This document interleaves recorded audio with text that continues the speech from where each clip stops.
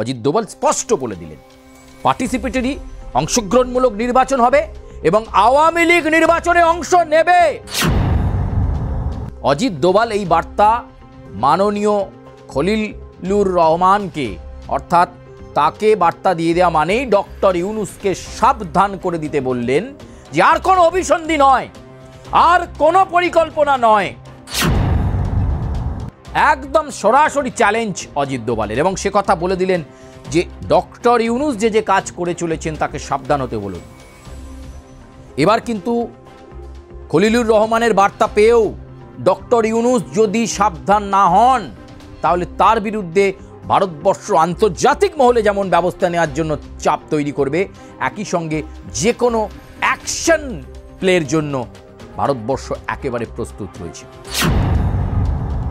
যথাসময়ে শেখ হাসিনা ফিরবেন, কিন্তু আগামী 2 মাসের মধ্যে বাংলাদেশকে শান্ত করতে হবে, বাংলাদেশের নির্বাচন অংশগ্রহণমূলক করতে হবে, বাংলাদেশকে সুষ্ঠু করতে হবে, নয়তো বাণিজ্যিক ক্ষেত্রেও কিন্তু ভারতবর্ষ বাংলাদেশকে টাইট দিয়ে দেবে।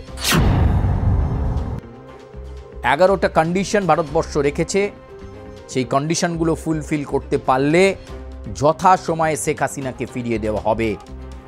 তবে আগে বাংলাদেশে শান্তি বিরাজ করতে হবে, আগে নির্বাচনকে অংশগ্রহণমূলক করতে হবে এবং এইগুলো এনশিওর করলে তবে ভারতবর্ষ সিদ্ধান্ত নেবে।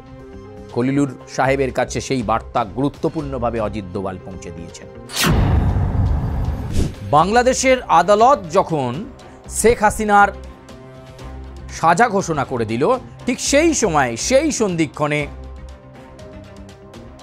খলিলুর রহমানের সঙ্গে বৈঠক অজিত দোভালের।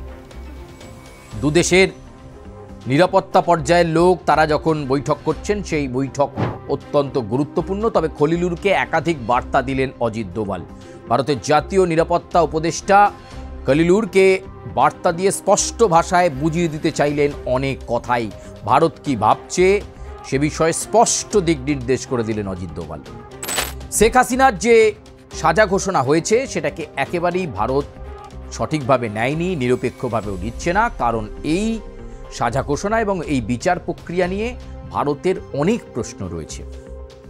দিল্লিতে যে গুরুত্বপূর্ণ গোপন বৈঠক হলো দোভালের সঙ্গে খলিলুরের, সেই বৈঠক একাধিক বিষয়কে তুলে আনলো, এমনকি অতীতের বহু স্মৃতিকে তুলে আনলেন অজিত দোভাল।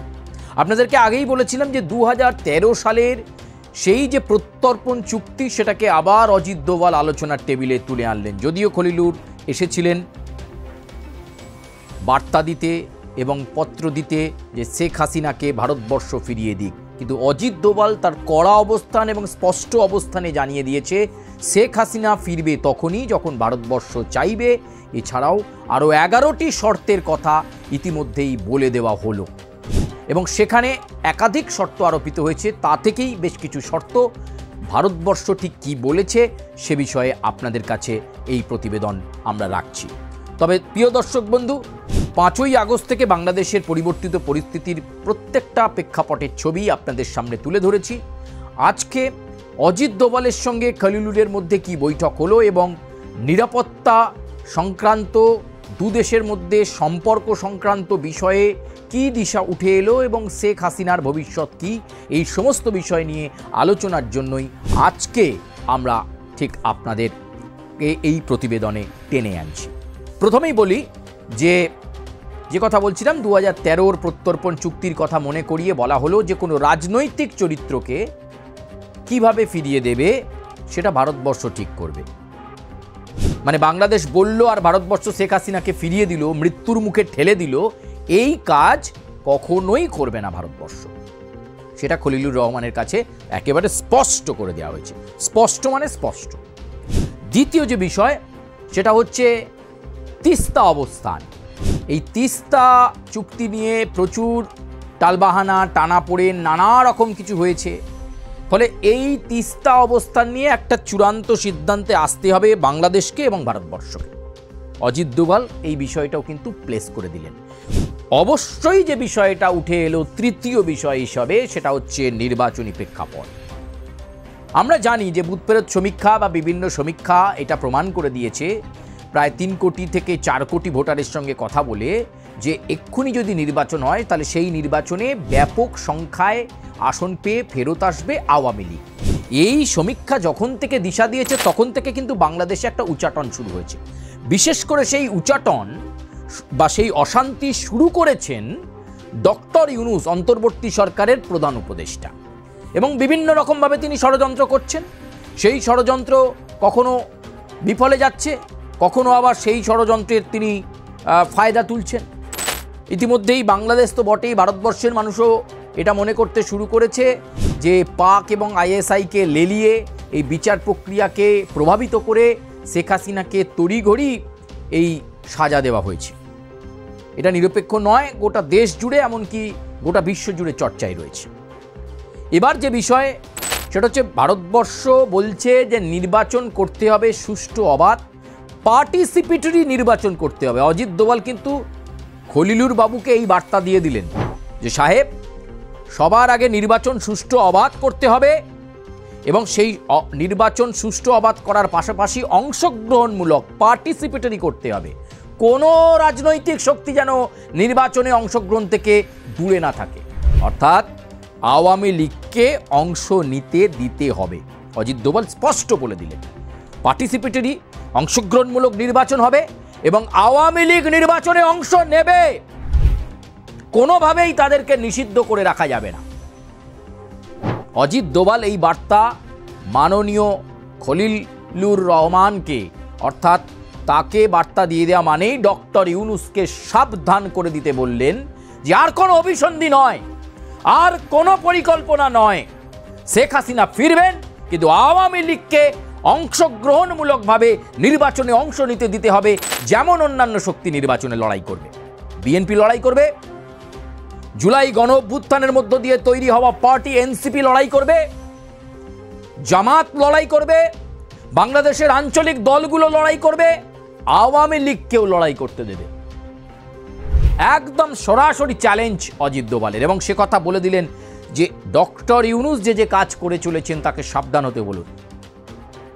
এবার কিন্তু খলিলুর রহমানের বার্তা পেয়েও ডক্টর ইউনূস যদি সাবধান না হন তাহলে তার বিরুদ্ধে ভারতবর্ষ আন্তর্জাতিক মহলে যেমন ব্যবস্থা নেওয়ার জন্য চাপ তৈরি করবে, একই সঙ্গে যে কোনো অ্যাকশন প্লের জন্য ভারতবর্ষ একেবারে প্রস্তুত রয়েছে। অজিত দোভাল বারবার বলেছেন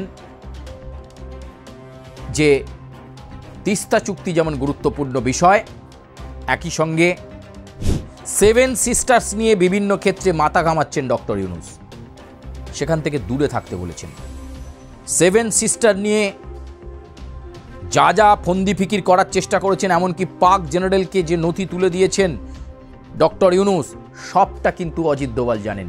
তাই অজিত দোভাল সাবধান করে দিয়েছেন ডক্টর ইউনূসকে খলিলুর রহমান মারফত যে ওই কাজ থেকে ওনাকে দূরে থাকতে বলুন, নাহলে কিন্তু কপালে বিপদ আছে, কপালে দুঃখ আছে, ভারতবর্ষকে খেপিয়ে লাভ নেই। অতীতেও সুসম্পর্ক বাংলাদেশের সঙ্গে ছিল ভারতবর্ষে, আগামীতেও সেটা থাকতে হবে, কিন্তু এই শর্তগুলো মানতে হবে। বাণিজ্যিক বিষয়েও আলোচনা হলো, সেখানেও অজিত দোভাল বললেন বাংলাদেশের পরিস্থিতি যদি এরকম চলতে থাকে, এবং ভারতবর্ষ কিন্তু এই মুহূর্তে মনে করছে সাবেক প্রধানমন্ত্রী শেখ হাসিনাই এখনো পর্যন্ত বাংলাদেশের প্রধানমন্ত্রী, তাই তার মতো রাজনৈতিক চরিত্রকে রক্ষা করা ভারতবর্ষ তার কর্তব্য বলে মনে করছে। যথাসময়ে শেখ হাসিনা ফিরবেন, কিন্তু আগামী 2 মাসের মধ্যে বাংলাদেশকে শান্ত করতে হবে, বাংলাদেশের নির্বাচন অংশগ্রহণমূলক করতে হবে, বাংলাদেশকে সুষ্ঠু করতে হবে, নয়তো বাণিজ্যিক ক্ষেত্রেও কিন্তু ভারতবর্ষ বাংলাদেশকে টাইট দিয়ে দেবে। অনেক হয়েছে, অনেক ভারত বিদ্বেষী কথাবার্তা, ভারত বিদ্বেষী কার্যকলাপ চলছে, সেটা কিন্তু মেনে নেওয়া যাবে না। ডক্টর ইউনূসকে সাবধান করে দিতে বলেছেন অজিত দোভাল। 4-5টা বিষয় আপনাদের কাছে আমি তুলে ধরলাম, কিন্তু এখনো 6টা গুরুত্বপূর্ণ বিষয়, যে বিষয়গুলো এই মুহূর্তে মিডিয়াতে আনা উচিত হবে না। 11টা কন্ডিশন ভারতবর্ষ রেখেছে, সেই কন্ডিশনগুলো ফুলফিল করতে পারলে যথাসময়ে শেখ হাসিনাকে ফিরিয়ে দেওয়া হবে। তবে আগে বাংলাদেশে শান্তি বিরাজ করতে হবে, আগে নির্বাচনকে অংশগ্রহণমূলক করতে হবে এবং এইগুলো এনশিওর করলে তবে ভারতবর্ষ সিদ্ধান্ত নেবে। খলিলুর সাহেবের কাছে সেই বার্তা গুরুত্বপূর্ণভাবে অজিত দোভাল পৌঁছে দিয়েছেন এবং বারে বারে বলছি, ডক্টর ইউনূসকে সাবধান থাকতে বলেছেন। তিনি যদি সাবধান না হন তাহলে কিন্তু তার বিরুদ্ধে আন্তর্জাতিক ক্ষেত্র থেকে চাপ আসবে ব্যবস্থা নেওয়ার জন্য, আর ভারতবর্ষ এককভাবেও ব্যবস্থা নেওয়ার জন্য প্রস্তুত। এমন কিছু এভিডেন্স কিন্তু ডক্টর ইউনূসের সংক্রান্ত বিষয়ে ভারতবর্ষের কাছে রয়েছে। তিনি যতই মুখোশধারী হোক না কেন, অজিত দোভাল এই বিষয়টা খলিলুর রহমানের কাছে পরিষ্কার করে দিয়েছেন। এমনি দুজনের মধ্যে বৈঠকটা 3.5 ঘন্টা হয়নি। ফলে একটা গুরুত্বপূর্ণ সন্ধিক্ষণে দাঁড়িয়ে রয়েছে ভারত বাংলাদেশ এবং শেখ হাসিনার ভবিষ্যৎ। যদি সব কিছু ঠিকঠাক থাকে যথাসময়ে, আবার তিনি বলেছেন অজিত দোভাল 11টা কন্ডিশন, 5টা কন্ডিশন আপনাদেরকে বললাম, আরও 6টা কনফিডেন্সিয়াল কন্ডিশন গোপন বৈঠকে সেই কন্ডিশনগুলো নিয়ে আলোচনা হয়েছে এবং দেশে ফিরে এসে খলিলুর সাহেব ডক্টর ইউনূসের সঙ্গে বৈঠক করে ডক্টর ইউনূসকে ভারতবর্ষ কী বার্তা দিল সেটা যদি একবার শুনিয়ে দেন এবং তারপর যদি নিজেকে সংযত করেন ডক্টর ইউনূস, তাহলে ভালো, নয়তো কিন্তু ডক্টর ইউনূসের আগামীর ভবিষ্যৎ অত্যন্ত খারাপ। প্রিয় দর্শক বন্ধু, আজকে বাংলাদেশ সংক্রান্ত বিষয় এই পর্যন্তই। আপনারা যেভাবে মন্তব্য করছেন সেটা আমাদের শিরোধার্য। আপনারা মন্তব্য করবেন, সব মন্তব্যই যে আমাদের প্রতিবেদনের সপক্ষে যেতে হবে এমনটা নয়। আপনারা অনেকেই বিপক্ষেও মন্তব্য করছেন, সেটাকেও আমরা গৃহীত করছি, কারণ আপনাদের মনের মধ্যে কি চলছে সেটাও আমাদের জরুরি। আমরা শুধু চাই বাংলাদেশ তার ঋত গৌরব ফিরে পাক, বাংলাদেশ বস্ত্র শিল্পে যে জায়গা তৈরি করেছিল সেটা ফিরে পাক, বাংলাদেশে যেভাবে অর্থনৈতিক চরম অবস্থা চলছে, যেভাবে খারাপ অবস্থা, খারাপ পরিস্থিতির মধ্য দিয়ে বাংলাদেশ চলছে, সেটা আমরা চাই না। আমরা চাই বাংলাদেশের স্বাভাবিক ছন্দে ফিরুক। আর পরম বন্ধু ভারতবর্ষ তো পাশে আছেই, শুধু ডক্টর ইউনূসকে সাবধান করে দেওয়া। আজকের মতো এ পর্যন্তই, ধন্যবাদ।